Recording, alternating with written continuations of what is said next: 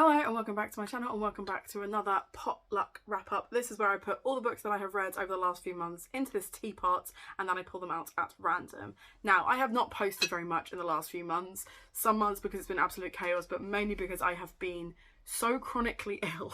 I just keep getting the flu, I get really unwell, I had tonsillitis, it's been a whole thing. So I do apologise for how inconsistent my content has been, but something that I am well enough to post and film, edit, etc. is my potluck wrap up. I will say that what I have not included in this pot is the fact that when I had tonsillitis for 3 weeks, I exclusively listened to Skullduggery Pleasant. I listened up to 5 books, I had a great time, but I did not bother putting them in this pot as they were not new to me or rereads that were kind of old enough to actually have something to say, seeing as I read them last year for the read along. So feel free to go and check out those live shows if you'd like to know my opinions on those books. They're great. I love Skullduggery Pleasant. But this will be books that again are either new to me or rereads that are old enough that I actually have something to say about them. I only give myself 20 minutes so as to avoid waffle, and the most books I've ever managed to wrap up in one go is 13, which, I love the sound, would be helpful considering just how many are in here now. But the first book that I'm going to wrap up for you today is Dead Until Dark, which I read back in March. Now, I have not been on a massive vampire hype for a while, and I really wanted to try this. Lizzie and I rewatched pretty much all of True Blood up to season 5, maybe 6 last year. Vampire TV shows I'm still vibing with, vampire books less so, and I think I was really disappointed with how different the actual portrayal of all the characters in Dead Until Dark was. It wasn't nearly as steamy as I was expecting, it wasn't nearly as dramatic as I was expecting. The characters are all just desperate to get into Sookie's pants, and Sookie's a lot less of a fleshed out character in the book. I had the whole series and my plan was to reread the entire series last year, and then I just didn't. I didn't even pick them up. So March was like the first time that I actually picked up the first book, and then I unhauled the entire series to Lizzie because Lizzie is still vibing with vampires and it only cost me a tenner for the series, so I just gave them all to Lizzie. And yeah, it just wasn't for me. I think I gave it 3 stars and was like, I'm going to stick with the TV show. It's one of the few times where I think actually the TV show is better than the book. So if you want fleshed out, really well-rounded characters, watch the show, don't bother with the book. But if you want just vampire vibes, Morganfield vampire style, crack on. Okay, next. So, okay, here's another one that I was massively disappointed by. In April, I read House of Flame and Shadow. So I waited with the first 2. I've had a bit of a weird, I've had a weird relationship with Sarah J Maas for a while. We're not going to ignore the fact that she used the death of a woman of colour to promote her book. We're not going to ignore that. That's disgusting. That was something I learned about a lot later in my kind of reading of Sarah J Maas, and certainly prior to picking up this, but I'll get to that in a sec. I read the first Cresent City book before lockdown, so 3 years ago. Maybe more, maybe more than that, maybe 4 years ago. And I was on a flight to a wedding. The wedding was really dramatic, had a great time, but the book held my interest in those moments where I couldn't really hang out with people or talk to people because we were there for this whole weekend, and loved it. Loved the first Crescent City. I then went back and tried other Sarah J Maas books. Some of them I got on with, some of them I didn't, but I really liked the way she crafted specific characters, and I feel like she is a kind of JKR type writer where people will fight tooth and nail to defend because they love the books her shitty behaviour. I don't think I would even want to do that now, because this book, the third in this trilogy, felt like such a middle book and such a mid book that I do wonder why I was ever interested in her writing in the first place. Like, I've had a good time with them, but I was really, really disappointed with this book, and I have never read a book that has so quickly made me think, maybe I just unhaul a lot and leave it here. And obviously there are other topical contextual reasons, which is why I brought them up as to why I might want to do that. Equally, I will not be putting this up here because it's not something I will be actively promoting whilst I'm talking to you about books. But essentially, with this being the third in the series, it references a different series within the same realm, also by Sarah J. Maas. And it just felt like we were being dragged along to clean up plot lines that SJM had forgotten to deal with in the second book. No one really learned anything. No one really developed any kind of personality. No one really achieved anything that they couldn't have achieved in book 2. It all took this kind of like meandering turn. We gained more characters no one cared about. And it was just filler. All of it. All of it was filler. And I know the internet had a lot to say about this book in particular. And I'm not really surprised. I don't think this is Sarah J. Maas's strongest work. And I'm less inclined to pick up more stuff from her moving forwards for a variety of reasons. But also because I just don't think she is as strong a writer without the heavy editing she's clearly had in previous series. So it got 2.5 stars, I think. And yeah, if it weren't for the fact that it was the third in the series, I wouldn't bother continuing the series. But it was the final book, and it felt like it was the middle book trying to catch up with itself. It was just a bit naff, which is really disappointing. Really, really disappointing. Come on, I just want to talk about a good book. I want to talk about a book I enjoyed. Can this be a positive response? Let's see. Yes, it can be. Spy Family Volume 2. So I read Spy Family Volume 1. I've been kind of alternating between Spy Family and Death Note. And having just finished Death Note Volume 2, I can now pick up Spy Family Volume 3 in my next TBR, which I'm going to be aiming to do. I might just add it anyway, because I really, really enjoy this series. It is really cute and wholesome. I love the kind of adventure element. I love the fact that they're all working together. I love that the mother, who is an assassin, has this like really short temper. I like that there's links within the family unit that could both help and jeopardize them. I like those kind of stakes. The stakes are very, very low, but I really want to finish this series so I can then watch the anime, because it just looks like a lot of fun. And it is such an entry-level manga, because it's not manga as mangaing. It's not like really creepy. It's not overtly sexualized. It's just a lot of fun. This is always a manga that I would actively recommend to anyone who's never picked it up before. You just need to remember that you're reading it backwards. You just need to remember that, because sometimes I forget. I thought the weird little romance between the kids was cute.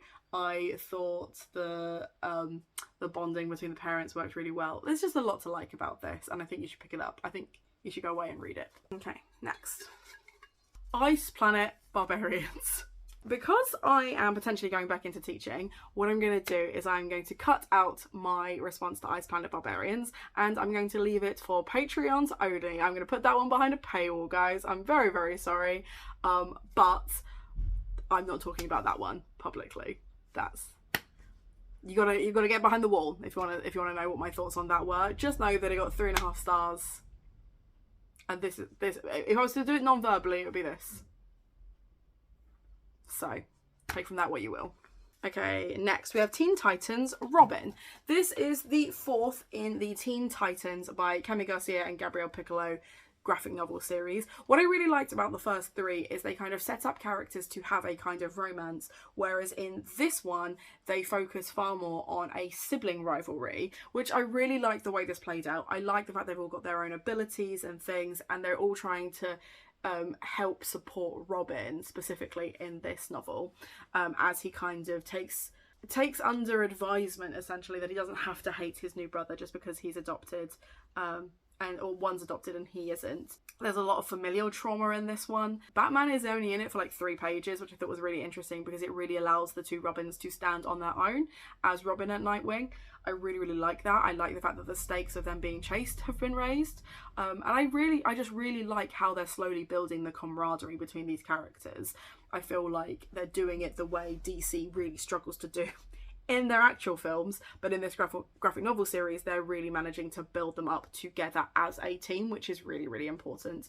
I'm really looking forward to the next one, which is Starfire. That should be out in September. I'll be snatching that up as soon as I can and picking it up and reading it because I love this series. It's such a great graphic novel series. Even if you're not into superheroes, if you're terrified of how massive DC and Marvel are as expansive universes, I would recommend this as an opening. And I would also recommend going over to Becca's channel, the Comic Book Sanctum, if you do want to try a more intermediate level of graphic novel reading, specifically with superheroes.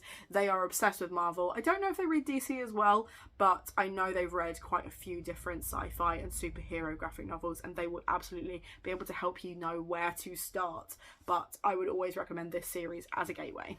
Okay, so the next one was a short story called The Lover. Now, my boyfriend and I went to go and see Dragon Force, and at one point they were playing one of their hour-long songs, and I needed to sit down. My back was really hurting. I just needed a minute.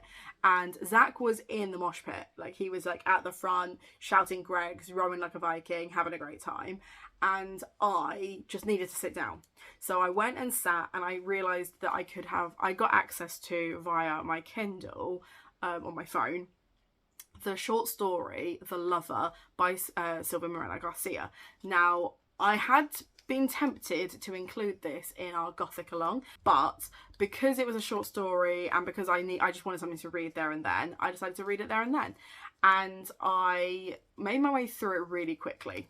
I'll be honest, it took me less time than the Dragon Force song to read it. It was a really quick read, and it had a really interesting kind of fairy tale vibe to it. It was too short though. I think that was my main issue with it. I would have so preferred that to have been a fully realised novel, because I felt like a lot of things that Silvia Moreno Garcia would normally do by extending her writing and really fleshing out a character was sorely lacking in this short story. And that was a disappointment. That I think there's sometimes when a short story works, and I think other times it needs to be a full-blown novel. And I would happily have read The Lover again as a full-blown novel, but as a short story, it's just kind of fine. And I don't think it's a really strong indicator of what Silvia Moreno Garcia can do with her writing. I obviously liked it because it had the fairy tale vibes and the historical elements, which is far more what I enjoy from her writing than her more modern stuff. But overall, it was kind of disappointing because it just didn't have enough in it. And that's because it didn't have enough time. There weren't enough pages. So there were big time jumps. There were conversations that were kind of on the nose. It just didn't work for me. We're doing quite well for time. I think I'm going to add one more because I'm not doing Planet Barbarians publicly. Okay. I did pick out two, but then I dropped one. So we'll do this one instead. The next one I'm going to talk about is Things in Jars. Now, I'm going to talk about some spoilers with this one. So, Things in Jars was a Patreon book of the month. So, it meant that certain Patreons got a free copy and others got one in a giveaway. And then I read it as a audiobook because I had it as an audiobook. And I thought, well, actually, that's a great way for us to buddy read it and discuss it. And I loved it. I really, really loved it. Now, Jess Kidd was a lecturer of mine at St Mary's in Twickenham. And I adored her as a person as well. So, it really was reaffirming to read a book of hers and be like, yes. It was incredibly kind of like Victorian Gothic, and usually I hate Victorian Gothic. It is not my vibe at all, but I think because it had the supernatural elements, I think because it had the clear investigative procedural elements, I really, really vibed with it. And this is the spoilers bit, so feel free to skip. I will just say that I did really enjoy it. I gave it 4 stars. What I was not expecting was the mermaid folklore element at all, because whilst the American cover has a very clear mermaid vibe, the British cover doesn't. The British cover is giving ghosts, which are included. I really, really enjoyed the relationship that kind of builds and rebuilds between Bridie, the main character, and the tattooed ghost that is just following her around and being snarky all the time. I thought he was great. Can't remember his name, but I thought he was great.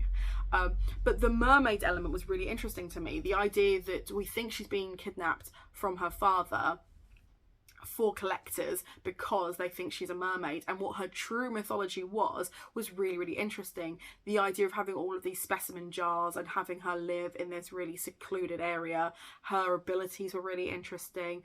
All of that I thought was really, really fascinating and felt very, very Victorian Gothic, but it also felt nuanced and fresh, and I really, really liked that whole vibe. I liked the additional Irish elements of the main characters. I liked the historical background. I liked the fact that Jess Kidd had clearly done her research on this, and I just loved it. I thought it was fantastic, and if you, like me, you are nervous around Victorian Gothic because it can feel, there's a very particular type of Victorian Gothic that tends to be written by Americans, to be fair, where it feels very forced. It feels very kind of like top hat and how do you do it, blah blah blah, and it just doesn't feel real, especially when it comes to something Gothic.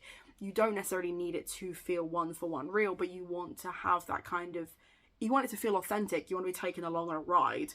Some Gothics just don't do that because they're so caught up in the Victoriana of it all. I really, really liked that this was a Gothic first and just had a Victorian setting. There was a kind of like labyrinthine London feel, but then when we go out into the country, things get more complicated, and I really, really enjoyed that. So I would absolutely, 100%, I would absolutely recommend Things in Jars.